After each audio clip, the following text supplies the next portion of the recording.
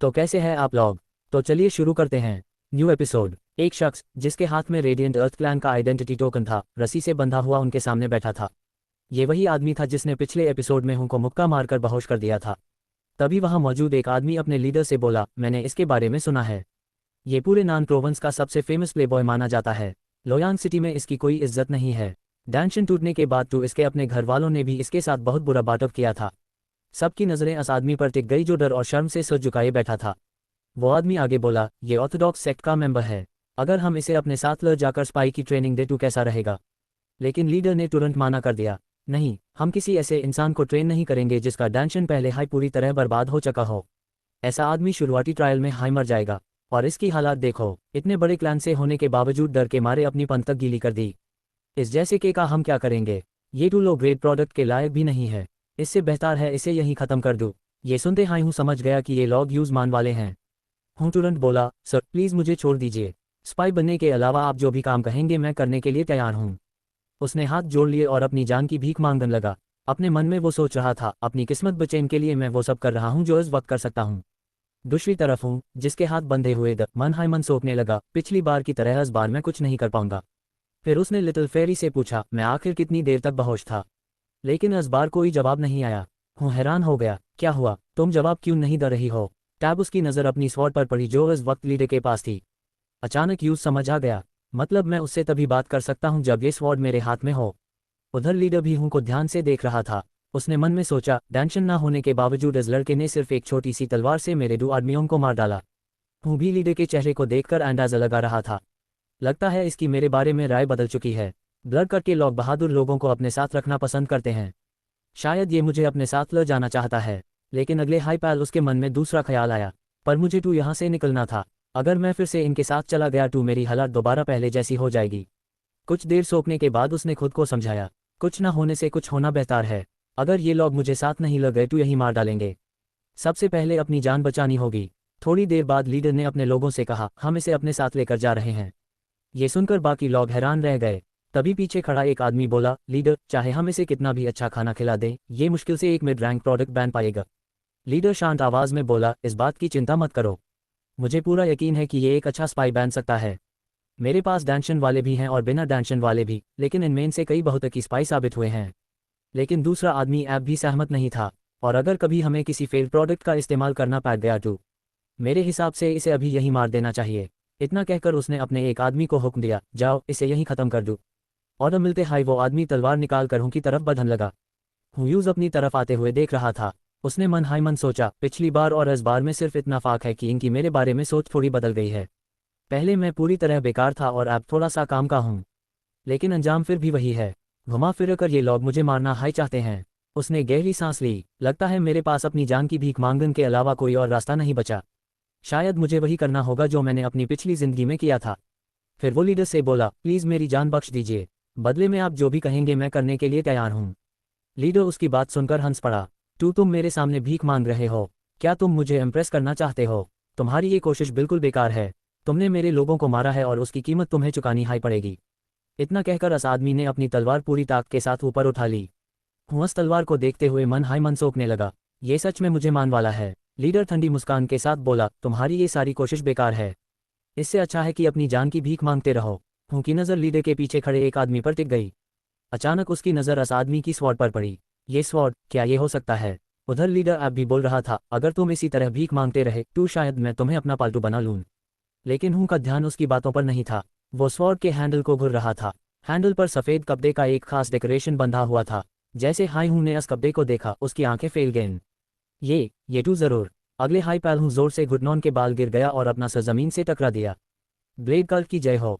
Long live blade cult. मैं fourth blade star के सामने खड़े रहने के लायक भी नहीं हूँ। हूँ की बात सुनकर वहां मौजूद सब लोग सन रह गए। क्या कहा इसने, फोर्थ ब्लेड स्टार, आखिर ये किसकी बात कर रहा है। सब लोग तुरंत लीडर के पीछे खड़े उस आदमी की तरफ देखने लगे। एक आदमी हैरानी से बोला, क्या सच में फोर्थ ब्लेड स्टार यहाँ मौजूद है। दूसरा आदमी पीछे मुड़ते हुए बोला, तुम लोग कैसी बकवास कर रहे हो। फोर्थ ब्लेड स्टार यहाँ कैसे हो सकते हैं। लेकिन जैसे हाई लीडर ने उस आदमी को ध्यान से देखा, उसके चेहरे का रंग उड़ गया। उसकी सांसें तक रुक गईं। अगले हाई पैल लीडर सैमट वहां मौजूद सारे लोग घुटनों के बाल जमीन पर गिर पड़े। ये देखकर हूँ के मन में एक ख्याल आया, ब्लड कल्ट को कंट्रोल करने के लिए कुल 12 एग्जीक्यूटिव्स होते हैं। इनमें से 4 वन रेबल और 7 ब्लड स्टार्स कहलाते हैं। अपनी पिछली जिंदगी में मैं इनमें से एक से भी नहीं मिल पाया था। हाँ, ब्लड स्टार्स के बारे में कई अफवाहें जरूर सुनी थी। कहा जाता था कि ये लोग कभी कभी अपनी पहचान छुपा कर लो रैंकिंग मेंबर्स के साथ मिशन पर निकल जाते हैं। तभी फोर्थ ब्लेड धीरे धीरे चलकर हूँ के सामने आ गया। हूँ यूज देखते हाई समझ गया वो सारी अफवाहें सच थी। फोर्थ ब्लेड ने शांत आवाज में कहा, अपना सर ऊपर उठाओ। हूँ ने धीरे से अपना सर उठाया। फोर्थ ब्लेड बोला, मैंने जिंदगी में अनेक मिशंस किए हैं, लेकिन आज तक किसी मिशन में मेरी पहचान कभी एक्सपोज नहीं हुई। फिर उसने सीधा हूँ की आंखों में देखते हुए पूछा, तुमने मुझे कैसे पहचाना? तुम टू ब्लड कल्ट का हिस्सा भी नहीं हो। हूँ ने जवाब दिया, आपकी स्वॉर्ड की वजह से। मेरी स्वॉर्ड? फोर्थ ब्लेड ने बॉनहैन से कोड़ी। हूँ बोला, आपकी स्वॉर्ड के हैंडल पर जो सफ़ेद कपड़ा बंधा हुआ है, मैंने उसके बारे में सुना है। ये निशान सिर्फ उन लोगों को दिया जाता है जो कल्ट के सबसे ज़्यादा विश्वास पात्र होते हैं। हूँ का जवाब सुनकर फोर्थ ब्लेड के हॉन्टन पर हल्की सी मुस्कान आ गई। वो उसके सामने बैठ गया और बोला, तुम्हारी नज़र काफ़ी तेज़ है, लेकिन अगर ऐसा है तो मेरे एक सवाल का जवाब दो। तुम ब्लड कल्ट का हिस्सा भी नहीं हो, फिर तुम्हें ये सब कैसे पता है? ये सवाल सुनकर हूँ के मन में अलार्म बज गया। ए फ्लैट इसे मुझ पर शक हो गया है, लेकिन अगले हाई पैल हूँ ने खुद को संभाल लिया। अच्छी बात है कि मेरी पिछली जिंदगी का एक्सपीरियंस आज काम आ रहा है। उसने याद किया कि पिछले जन्म में वो कई बार ऐसी मुश्किल सिचुएशंस में फंस चुका था। यहाँ तक कि वो ऑर्थोडॉक्स सेक्ट के अंदर पूरे 7 साल तक एक स्पाई बनकर रहा था। इस तरह की सिचुएशन से निकलना मेरे लिए मुश्किल नहीं है। फिर हूँ ने बिना एक पैल गवाए जवाब दिया, क्योंकि मेरी राग राग में ब्लड कल्ट का हाई खून दौड़ता है। ये झूठ बोलते वक्त उसके चेहरे पर इतना कॉन्फिडेंस था कि कोई भी उसकी बात पर शक नहीं कर सकता था। हूँ की बात सुनते हाई लीडर की आंखें फैट कर रह गईं। रेडिएंट अर्थ क्लैन में ब्लड कल्ट का डिसेंडेंट? आखिर ऐसा कैसे हो सकता है?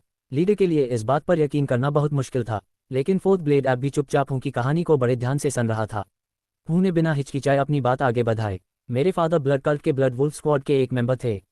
उन्हें ऑर्थोडॉक्स सेक्ट के अंदर स्पाई बनकर भेजा गया था, लेकिन मिशन के बाद वापस लौट वक्त वो बुरी तरह घायल हो गए। उसी दौरान उनकी मुलाकात मेरी मदद से हुई। दोनों ने किसी तरह अपनी जान बचाई और ऑर्थोडॉक्स सेक्ट से निकल में सफल हो गए। बाहर आने के बाद उन्होंने एक ऐसी जगह की तलाश शुरू की जहां वो छुपकर जिंदा रह सकें। इसी सफर के दौरान वो नांग सिटी पहुंच गए। उन्हें थोड़ा रुककर गहरी सांस ली और फिर बोला, लेकिन मेरे फादर की हालत बहुत खराब थी। मिशन के दौरान लगी इंटरनल इंजरीज उनका पीछा नहीं छोड़ रही थी। उनका इलाज करवाने में बहुत पैसा लग रहा था और मेडिकल एक्सपेंसेस लगातार बढ़ते जा रहे थे। इसी वजह से मेरी मदर ने रेडिएंट अर्थ क्लैन में एक सर्वेंट के रूप में काम करने का फैसला किया। धीरे धीरे उन्होंने वहीं अपनी जिंदगी बसा ली। कुछ सालों बाद मेरा जन्म हुआ। हूँ की कहानी सुन के बाद फोर्थ ब्लेड कुछ पल के लिए खामोश हो गया। उसकी नज़र सीधी हूँ पर टिकी हुई थी। फिर उसने धीरे से पूछा, तुम कहना चाहते हो कि तुम्हारे फादर ब्लड वुल्फ स्क्वाड के मेंबर थे?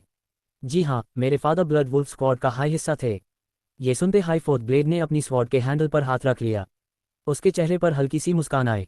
ये तो काफ़ी इंटरेस्टिंग बात है। हूँ चुपचाप उसके सामने बैठा हुआ था, लेकिन अंदर वो सोच रहा था, शायद इतना काफ़ी नहीं है, मुझे इसे और भी कुछ बताना पड़ेगा। फिर हूँ बोला, जब मैं छोटा था मेरे फादर मुझे बहुत सैक ट्रेनिंग दिया करते थे। जब भी मैं ट्रेनिंग से बैठने की कोशिश करता या थोड़ी सी भी लापरवाही दिखता, तब वो मुझे ब्लड वुल्फ स्क्वाड के कैप्टन नाहा जोमन और उनके बेटे नाहा संगू के बारे में बताते थे। वो हमेशा कहते थे कि जब नाहा संगू मेरी उम्र का था, तब तक उसने अपनी सारी बेसिक ट्रेनिंग कंप्लीट कर ली थी। ये नाम सुनते हाई पीछे खड़े गार्ड्स एक दूसरे की तरफ देखने लगे। उनके चेहरे पर साफ हैरानी थी। आखिर इस लड़के को प्रीवियस और current blood wolf squad leaders के बारे में कैसे पता है? हूँ ने अपनी बात जारी रखी। मेरे फादर हमेशा कहा करते थे कि ब्लड कल्ट एक दिन हमें ज़रूर ढूंढ लेगा। चाहे कितना भी वक्त लग जाए, ब्लड कल्ट अपने लोगों को कभी नहीं भूलता। यहाँ तक कि उनके आखिरी पैलन में भी वो सिर्फ ब्लड कल्ट के बारे में हाई बात कर रहे थे। फोर्थ ब्लेड चुपचाप सब सुन रहा था। ए फ्लैट उसके मन में भी तस्वीर धीरे धीरे साफ होने लगी थी। अच्छा, बात ये है। फिर उसने हूँ की तरफ देखते हुए कहा, ए फ्लैट मुझे समझ आ गया कि तुमने टूटे हुए डांशन के बावजूद हमारे 2 लोगों को कैसे मार दिया। लेकिन फोर्थ ब्लेड अपनी बात पूरी करता उससे पहले हाई पीछे खड़ा कैप्टन बोल पड़ा। फोर्थ ब्लेड, मुझे नहीं लगता कि आपको इसकी बातों पर भरोसा करना चाहिए। ये सारी बातें इसने कहीं ना कहीं से सुन रखी होंगी। वेज भी ये लड़का बहुत चालाक है। लेकिन उसकी बात पूरी भी नहीं हुई थी कि फोर्थ ब्लेड की नज़र उस पर पैट गई। कैप्टन, बस एक शब्द, और उस एक शब्द ने कैप्टन के चेहरे का रंग उड़ा दिया। फोर्थ ब्लेड की आवाज़ ठंडी थी, लेकिन उसके अंदर छुपा दबाव किसी पहाड़ से कम नहीं था। बीच में बोलने की इजाज़त तुम्हें किसने दी? मुझे समझ नहीं आ रहा कि तुम्हें इतनी हिम्मत किसने दी। एक डेमन टाइगर स्क्वाड का लीडर होने के बावजूद तुम मेरी बात काटने की हिम्मत कर रहे हो। कैप्टन का पूरा शरीर कांप गया। वो तुरंत घुटनों के बाल गिर पड़ा। प्लीज़ मुझे माफ़ कर दीजिए, मुझसे गलती हो गई, मेरा ऐसा कोई इरादा नहीं था। हूँ ये सब देख रहा था। उसने मन हाई मन सोचा, इसने सिर्फ कुछ शब्द हाई टू बोले हैं। लेकिन कैप्टन की हालत इतनी ख़राब हो गई। ये होता है फोर्थ ब्लेड स्टार का असली रुतबा। थोड़ी देर बाद फोर्थ ब्लेड फिर से हूँ के सामने आया। इस बार उसकी आवाज़ पहले से काफ़ी नरम थी। तुम मुझे एक बात बैठो, मैं समझ सकता हूँ कि तुमने सेल्फ डिफेंस में हमारे लोगों को मारा, लेकिन अगर तुम वकाई ब्लड कल्ट के वंशज हो तो फिर तुमने कैप्टन को पहले हाई सच क्यों नहीं बता दिया? उसके बजाय तुम उससे अपनी जान की भीख क्यों मांग रहे थे? हूँ ने धीरे से अपनी गर्दन झुका ली। क्योंकि मुझे डर था, चाहे इन्हें मेरी असली पहचान पता चल भी जाती फिर भी हो सकता था कि ये लोग मुझे मार देते। इसलिए मैंने अपनी जान बचाना सबसे पहली प्रायोरिटी समझी। अंदर हूँ हैरान था। मैंने सच और झूठ को इतनी सफाई से मिले था, फिर भी इसने एक हाई सवाल में सबसे कमजोर जगह पकड़ ली। कुछ देर तक फोर्थ ब्लेड चुप रहा, फिर अचानक वो जोर से हंस पड़ा। उसकी हंसी पूरे कमरे में गूंज उठी। हा, शायद मैं तुम्हारे साथ कुछ ज्यादा हाई सैक्ट हो गया था, लेकिन जो तुमने बताया है उससे मैं अच्छी तरह समझ सकता हूँ। अगले हाई पैल उसके चेहरे पर एक गंभीर मुस्कान आ गई। अगर तुम्हारे फादर वकाई ब्लड कल्ट का हिस्सा थे तो फिर हम दोनों एक हाई परिवार के हुए। हूँ अंदर हैरान रह गया। मुझे लगा था इसे मुझ पर शक हो गया है, पर लगता है मेरी बात सच में काम कर गई। फोर्थ ब्लेड ने आगे कहा, ब्लड कल्ट ने एक समय तुम्हारे परिवार को खो दिया था, लेकिन अब जब हम तुम्हें दोबारा पा चुके हैं तो मैं तुम्हें तुम्हारे फादर और तुम्हारे ग्रैंडफादर की विरासत वापस दिलाने में मदद करूंगा। इस बारे में तुम्हारा क्या ख्याल है? हूँ तुरंत झुक गया। फोर्थ ब्लेड स्टार, ये मेरे लिए बहुत बड़ा सम्मान होगा। मेरे फादर और ग्रैंडफादर ये बात सुनकर बहुत खुश होते, लेकिन अंदर हूँ कुछ और हाई सोच रहा था। पता नहीं ये सिचुएशन इतनी अजीब कैसे हो गई, लेकिन एक बात तू पक्की है, मैं दोबारा ब्लड कल्ट में शामिल हो चुका हूँ।